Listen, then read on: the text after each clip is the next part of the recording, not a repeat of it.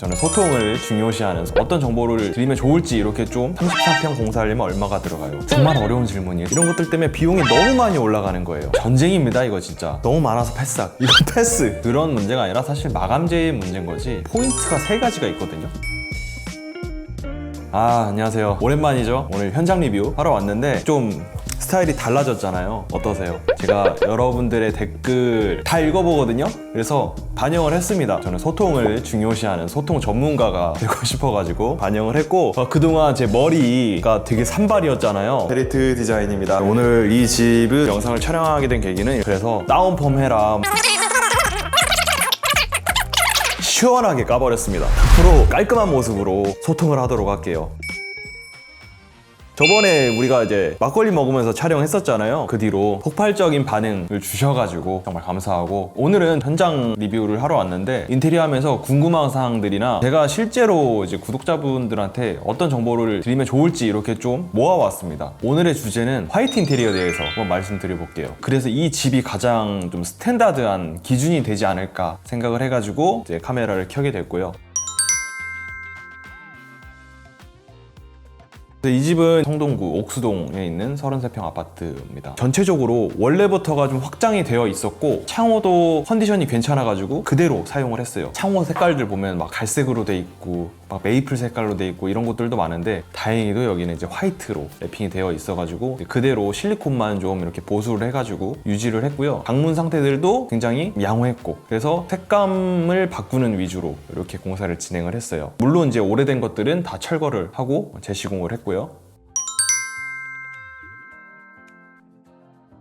제가 전화 상담 받을 때도 가장 많이 듣는 질문이거든요. 평당 얼마예요? 33평 공사하려면 얼마가 들어가요? 이런 질문을 많이 받는데 정말 어려운 질문이에요. 세상에서 가장 어려워요, 이거는. 저도 그 공식이 있었으면 좋겠어요. 이 집 기준으로 말씀드리면 여기는 부가세 포함 7천만 원 정도가 나왔는데, 어떻게 보면 평당으로 환산했을 때 뭐 210만 원대? 근데 이것도 엄청 큰 금액이죠. 사실 7천만 원이면은 이걸 이제 집에다 쓴다는 게 참 쉽지가 않은데, 보통 저희가 그전에도 이제 영상에 가격을 좀 말씀을 드렸었는데 1천만 원, 1억이 넘어가고 막 그런 현장들이 있었어요. 근데 그런 현장들은 일단 창호를 교체를 해야 되고, 그리고 확장을 해야 되고, 또 아파트가 오래된 경우가 많았다 보니까 이제 단열적인 것도 챙겨야 되고, 이런 것들 때문에 비용이 너무 많이 올라가는 거예요. 근데 이 집 같은 경우는 거의 준신축 아파트라고 봐도 되거든요. 그래서 창호 그대로 사용을 했고요. 원래부터 아파트가 이제 지어질 때부터 확장이 되어 있었고, 이제 단열적으로도 베란다도 곰팡이도 하나도 없고 좀 깔끔한 상태여가지고 단열적인 공사들이 따로 들어가지 않았어요. 그것만 빠져도 벌써 뭐 한 3천만 원이 빠져버리는 거죠. 이 집 기준으로 이 집이 왜 예쁘고 깔끔해 보이는지 포인트가 3가지가 있거든요. 자, 첫 번째 강마루의 사이즈예요. 바닥재의 사이즈. 이 바닥재가 지금 600에 1200의 대형 강마루거든요. 집이 딱 들어오면서부터 복도가 있잖아요. 딱 세로로 큰 마루들이 깔리면서 되게 시원시원해 보여요. 그래서 마루도 요새는 일반 우드 마루도 큰 사이즈가 있거든요. 근데 크면 클수록 집이 좁든 넓든 간에 저는 더 커 보이는 것 같아요. 그리고 이 마루의 방향이 정말 중요해요. 마루의 방향. 마루를 깔더라도 이 마루의 방향도 되게 중요하거든요. 제가 기존에는 그냥 샷이랑 평행하게 많이 시공을 했었어요. 근데 이제 그게 아니라 동선을 기준으로 마루 방향을 정해야겠더라고요. 거실에서 주방을 바라봤을 때 길어 보이게끔 세로 방향으로 지금 시공을 했어요. 그래서 집이 되게 길어 보이거든요. 자, 이게 첫 번째고, 두 번째는 아까 얘기 나왔던 이제 무몰딩이에요. 이게 바닥 몰딩을 없애라 이게 아니라 사람 눈높이 기준으로 이제 천장 높이, 천장의 몰딩을 없애야 돼요. 천장 몰딩을 없애니까 집이, 안 그래도 아파트가 층고가 낮은데 조금이라도 더 높아 보여야 되잖아요. 천장의 몰딩을 없애라. 천장 무몰딩. 자, 이제 세 번째, 매입 조명. 천장에서 조명이 내려오지 않아야 돼요. 그래서 지금 이 집도 이 펜던트만 제외하고 다 매입 조명이거든요. 그래서 매입 조명에도 형태가 있는데 저는 2인치 매입등을 많이 씁니다. 2인치 매입등에 지금 이쪽 제 옆에 있는 게 이제 그 멀티 매입등이라고 부르는 이제 사각 매입등, 이런 형태 다 천장에 매입이 돼 있어요. 그래서 테두리가 되게 슬림하죠. 그리고 여기 주방 쪽은 라인 조명이 들어가 있고, 저것도 매입등이죠. 슬림한 매입등을 사용해야 집이 더 높아 보이고 넓어 보이고 깔끔해 보입니다. 딱 요 3가지. 그래서 이제 화이트 이렇게 디테일이 들어가 있는 거예요. 어느 정도 이게 보이지 않는 디테일. 말 안 하면 몰라요. 그냥 깔끔하다라고만 생각하죠. 이제 욕실 보면은 한 칸은 아이보리, 한 칸은 그레이 이렇게 시공을 했는데, 줄눈 요새 시멘트 줄눈을 기본적으로 많이 사용을 하거든요. 물에 반죽해가지고 이렇게 넣는 거예요. 그것도 가격이 다 달라요. 그래서 이 줄눈을 조금 좋은 걸 써라. 똑같은 키로 수요도 어떤 거는 6,500원이고 어떤 거는 12,000원이고 그래요. 현재 제가 많이 쓰고 있는 거는 이제 마페이의 울트라 칼라랑 그 다음에 쌍곰의 퍼펙트 라인, 이 두 가지를 좀 많이 쓰고 있어요. 줄눈도 내오염성이 강한 게 있습니다. 그 정도가 팁인 것 같아요. 욕실에는 좀 그 정도만 신경 써주면 좋을 것 같아요. 높으면 좋아. 다 이유가 있어요. 쓸데없이 비싸면 안 팔려요. 그것도 너무 비싸면 안 되잖아요. 저는 합리적인 걸 추구하잖아요. 제가 가성비 매니아이기 때문에 마페이 울트라 칼라가 5kg에 26,000원인가 28,000원인가 그럴 거예요. 아덱스의 FG4가 2kg에 6,500원인가 7,000원인가 그 정도 할 거고요. 같은 5kg라고 했을 때 15,000원 정도에 26,000원 이거니까 가격 차이가 나잖아요. 조금 더 한 만원, 만 얼마 보태가지고 조금 더 좋은 걸 써야 된다.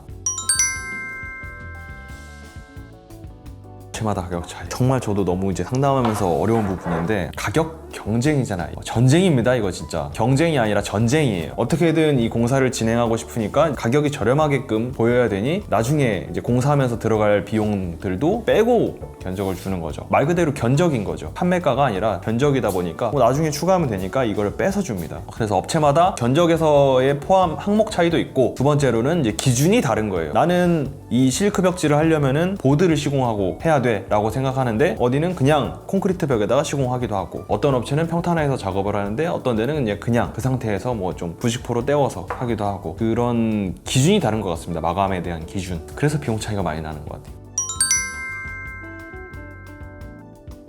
견적을 볼 때 놓치지 말아야 될 거는 너무 많아서 패스하기. 이건 패스. 이거는 GPT한테 물어봐도 답이 안 나와요. 그러면 사전에 추가 비용이 있나요? 를 물어보는 게 좋을까요? 아, 좋아요. 나중에 추가될 비용을 미리 질문하는 게 좋죠. 5천에 계약해서 7천만 원이 되는 매직이 발생할 수 있습니다. 그래서 이제 견적서나 도면 이런 게 정말 중요한 거예요. 도면이 없다고 하면 물품 내역서, 자재 스펙, 우리가 인터넷에서 물건을 구매해도 얼마인지 다 나와 있는데 인테리어 몇 천만 원씩 하는데 가격을 모르면 되겠습니까? 아, 이거는 진짜 어려운 거예요.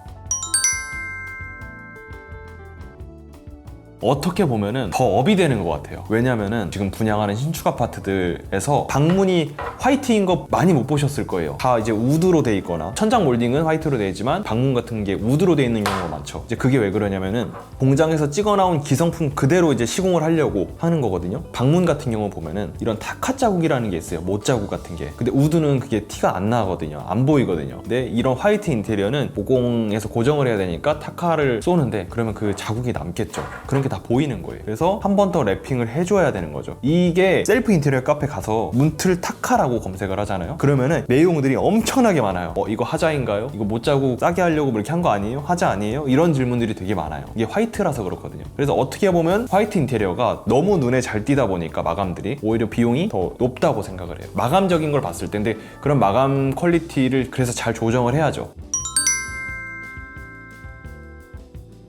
저희가 선호하는 것도 있지만은 사실 호불호가 없어요. 이거는 뭐 10년, 20년이 가도 이거는 유행 타지 않을 거기 때문에. 그리고 이 집 딱 보면은 가구가 들어오니까 진짜 여기는 엄청 깔끔하다 라는 생각이 딱 들어오자마자 들었어요. 어떤 가구를 놔도 잘 어울리겠다. 여기에 사실 우드가 들어가도 괜찮을 것 같아요. 뭐 이 소파도 지금 화이트로 되어 있지만 빨간색으로 들어가도 괜찮을 것 같고,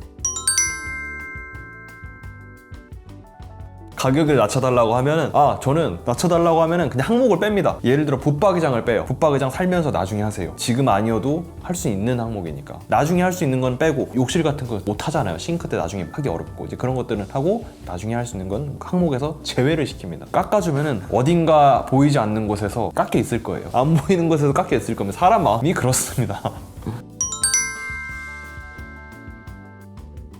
이건 블랙도 똑같아요. 화이트도 똑같고 블랙도 똑같고, 이거는 그런 문제가 아니라 사실 마감재의 문제인 거지 색감이랑은 관련이 없는 것 같아요. 예를 들어서 이 벽이 지금 벽지잖아요. 이게 필름으로 되면은 전혀 문제가 안 됩니다. 그 관리 측면이. 이게 어떻게 알 수 있냐면은 걸레바지 있잖아요. 저게 필름이거든요. 저 필름이 이 천장 끝까지 올라와 있다고 생각을 해보세요. 그러면 이제 물걸레로 닦아도 되고 되게 편하겠죠. 그래서 이제 벽지 같은 거를 좀 좋은 걸 쓰는 거예요. 관리가 편한 벽지. 면적이 제일 넓잖아요. 그 화이트 벽지여도 뭐 예를 들어 디아망 포티스, 뭐 신한 벽지, 월가드 이런 좀 프리미엄급 벽지를 써주는 게 좋아요. 어차피 지금 고백 인건비가 한 사람당 28만 원이에요. 인건비는 고정인데 벽지 가격만 조금 더 보탠다고 하면은 내구성이 좋은 이런 마감재를 쓸 수 있는 거죠. 화이트든 블랙이든 자재의 문제인 거지 색감의 문제는 아니에요.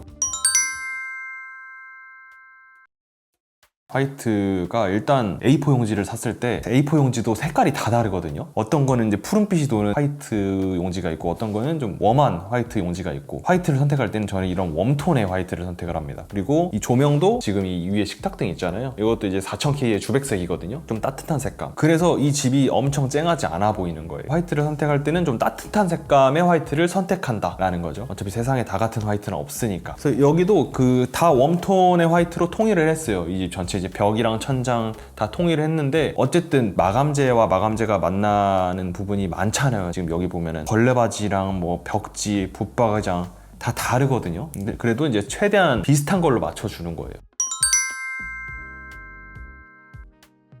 일단 추천드립니다. 하세요. 그냥 대신에 예산이 허락 안 된다면 어쩔 수 없지만은 거실만이라도 하면은 만족도가 엄청 올라갑니다. 방은 침대 들어가고 뭐 옷 들어가고 이러면 안 보여요. 근데 지금 공용부 지금 제 뒤 배경도 뻥 뚫려 있잖아요. 근데 눈에 많이 띈단 말이에요. 사람이 눈높이에서 천장이 계속 보여요. 바닥에 있는 저 걸레바지는 그렇게 눈에 안 거슬리거든요. 사람 눈높이가 뭐 150에서 뭐 180까지 이렇게 가니까 천장이 계속 보인단 말이에요. 그래서 공용부만큼은 제외해주는 게 좋다고 생각을 합니다. 좋다고 생각을 하는 게 아니라 좋아요. 그냥 하면 돼요. 욕실 무조건 손대야 돼요. 욕실은 나중에도 못하고 진짜 후회합니다. 욕실 이제 상태가 너무 좋다면 그냥 가지만은, 진짜 신축 아파트들도 욕실 타일이 너무 허접해요. 요새 쓰는 중국산 600각 타일만도 못하거든요. 그래서 욕실은 교체하고 가야 된다, 폼으로. 그러면 이제 또 많이 짓는 게, 이거 기존 타일을 철거를 해야 돼요 말아야 돼요? 이것도 되게 많이 봤거든요. 이거는 그냥 쉽게 생각해서 저는 7년 이하까지는 덧방 한 번 정도는 괜찮다고 봅니다. 물론 이제 기존 타일의 상태를 보고 해야겠지만 보통 7년 정도까지는 그 클라이언트와의 협의하에, 욕실이 어쨌든 좁아집니다. 협의하에 덧방 한 번 정도는 괜찮은 것 같아요. 그 외에는 그냥 다 올 철거. 몇 천만 원짜리 공사하는데 이거 철거해야죠. 이 공간이 얼마야? 1cm, 2cm 공간이 얼마야? 이게 이 비싼 아파트에서. 수납은 진짜 많아야 돼요. 많은데 안 쓰는 건 괜찮은데 없는데 부족하는 거는 진짜 이거 큰 문제가 됩니다. 그래서 이제 기성장으로 막 해결을 하려고 하거든요. 근데 그러면은 안 맞아, 이 인테리어랑. 여기는 막 되게 예쁘게 벽에서 벽까지 돼 있는데 기성장들은 막 떠 있잖아요. 그런 게 너무 보기가 안 좋거든요. 최대한 붙박이장을 많이 하면 좋은데 이게 붙박이장이 또 이제 비싸잖아요. 그래서 아까 초반에 설명드렸듯이 예산 안에 공간이 나오면 그냥 다 수납장으로 채워버려야 돼. 그리고 요새는 또 아트월도 그냥 막 모양을 내는 게 아니라 수납도 될 수 있는 아트월을 많이 만들거든요. 복도에 있는 그 복도장도 그렇고 수납을 하면서도 예쁘게 만들 수 있어요. 일단 아파트를 매매하면서부터 공사가 된 집이 있고 안 된 집이 있잖아요. 일단 무조건 안 된 집을 구매하셔야 돼요. 그러면 어쨌든 비용이 좀 매매가가 다를 거거든요. 일단 공사가 안 된 집을 구매를 해야 되고, 그래야 또 철거비가 덜 나옵니다. 오히려 애매하게 공사가 돼 있으면 다 뜯어내야 돼요. 그래서 공사가 안 된 집이 더 좋고요. 그 돈을 이제 인테리어에다가 좀 시원해서 쓰면 좋고, 그리고 아파트 연식을 봐야 되는데, 사실 구축 아파트를 구매한다고 했을 때 무조건 이제 단열이나 창호 이런 거는 해야 된다고 보셔야 됩니다. 아파트 준공 연도 따라서 많이 달라질 것 같아요. 사실 인테리어 하면 다 바꾸고 싶잖아요. 다 바꾸고 싶으니까 준비한 예산이 있잖아요. 거기에 무조건 맞춰야 된다. 그러면 이제 마감재의 등급을 좀 조정을 해가지고 다 공사하는 게 좋다고 생각을 하거든요. 뭐 예를 들어서 욕실에 600각의 포세린 타일을 사용할 거를 등급을 낮춰서 300에 600 타일을 사용해서 공사를 하든지, 아니면 방문을 교체할 거를 안 하고 리폼을 해가지고 사용을 하든지, 붙박이장이라든지 이런 가구 쪽을 리폼하면 비용이 많이 떨어지죠. 이런 식으로 좀 낮추는 게 좋을 것 같아요. 선호하는 건 페인트고요. 도배가 좋아졌죠, 많이 요새. 정말 좋아졌어요. 페인트는 부대 비용과 부대 공정들이 너무나 많아가지고 좀 어렵습니다. 신경도 많이 써야 되고 모든 사람이 누릴 수가 없어요. 근데 요새 벽지가 워낙 잘 나오니까 포티스랑 월가드 막 이렇게 사용했었는데 걸레바지까지 없애버리니까 훌륭하죠 진짜. 유지보수는 페인트가 짱입니다. 그냥 바르면 돼요. 제가 이번에 이사 가면서 그냥 벽지 뜯고 콘크리트 벽에다가 페인트 칠했거든요. 전혀 문제가 없어요. 때 타면은 그냥 바로 바르고. 벽지는 이게 시공자 직접 못 하잖아요. 실크 벽지는. 유지보수는 이제 페인트가 좋죠.